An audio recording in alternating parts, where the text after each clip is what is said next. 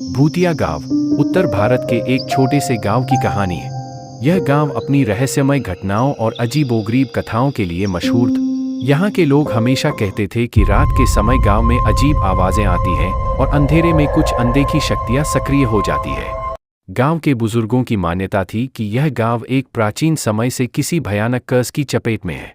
रात के समय इस गांव की हवाएं अजीब तरीके से सरसराती थीं और घरों से आती आवाजें सुनकर लोग रात भर सो नहीं पाते थे। गांव वालों, लगता है ये पुरानी राजा की आत्मा का काम है।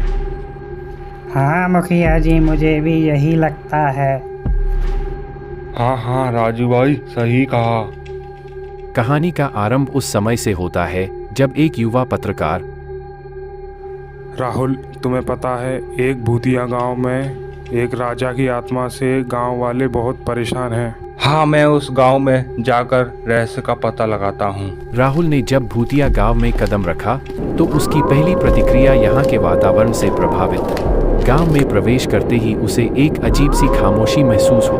गांव की गलियां सुनसान थीं और घरों के दरवाजे आधे खुले थे। राहुल ने गांव के बुजुर्गों से बातचीत शुरू की और उनसे गांव की स्थिति के बारे में जानकारी प्राप्त करने की कोशिश। राहुल बेटा, कई साल पहले इस गांव में एक क्रूर राजा राज्य करता था। वह अत्यंत निर्दयी था। गांव वाले उसकी अत्याचारों से परेशान थे और कई गांव वालों की जान चली गई।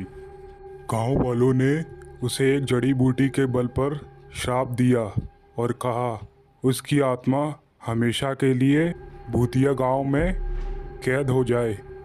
राजा की मृत्यु के बाद गांव में अजीब घटनाएं शुरू हो गई। भाग्यवान, अभी भी राजा की आत्मा गांव में भटक रही है। हाँ जी, तुमने सही कहा। कई लोग रात के समय अपने घरों से बाहर नहीं निकलते थे और जो लोग बाहर निकलते थे उन्हें अजीब आवाजें सुनाई देती थी। राहुल ने तय किया कि वह गांव के पुराने किले की ओर जाएगा, जहां राजा के समय के कई अवशेष और कुछ पुरानी वस्तुएं पाई जाती थी।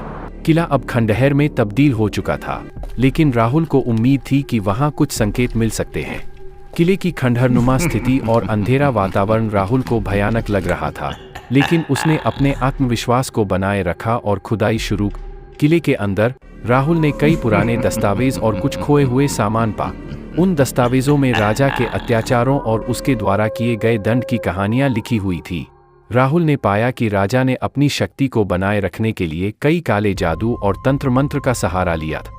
दस्तावेजों में यह भी लिखा था कि राजा की आत्मा को नष्ट करने के लिए एक विशेष तंत्र की आवश्यकता थी। राहुल ने दस्तावेजों के आधार पर गांव के बुजुर्गों से फिर से बातचीत की और उन्हें उन तंत्र मंत्रों के बारे में बताए जो राजा की आत्मा को शांति देने के लिए जरूरी थे। बुजुर्गों ने राहुल की बातों को सुना और उसे बताया, राहुल बेटा, ऐसे तंत्र मंत्र गांव में अभी भी मौजूद हैं, लेकिन सही मंत्रों का उच्चारण करना बहुत ही कठिन है और सही मंत्रों के उच्चारण से ही राजा की आत्मा को कैद किया जा सकता है।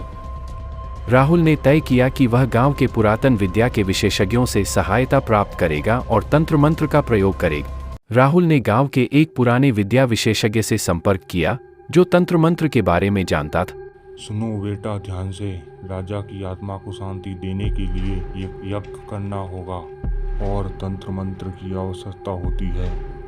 पूजा में राजा की आत्मा को शांति देने के लिए विशेष सामग्री की आवश्यकता थी, जैसे कि पुष्प, दूध और कुछ जड़ी बूटियां। पूजा की प्रक्रिया कठिन थी और रात के अंधेरे में पूरी की जानी थी। राहुल और विद्या विशेषज्ञ ने पूजा की तैयारी की और किले में रात के समय पूजा करने लगे। पूजा के दौरान ओम चिड़िंग बिड़िंग चामुंडा स्वाहा, ओम चिड़िंग बिड़िंग चामुंडा स्वाहा। रात के अंत में पूजा समाप्त हुई और राहुल ने महसूस किया कि गांव में एक अजीब सी शांति आ गई है। अजीब आवाजें और अंधेरे में महसूस होने वाली शक्तियां कम हो गई थी। राहुल ने देखा कि गांव वाले अब आराम से सो सकते थे और गांव का वातावरण पहले की तरह शांत हो गया था। राहुल बेटा, गांव वालों की मदद करने के लिए तुम्हारा बहुत बहुत धन्यवाद।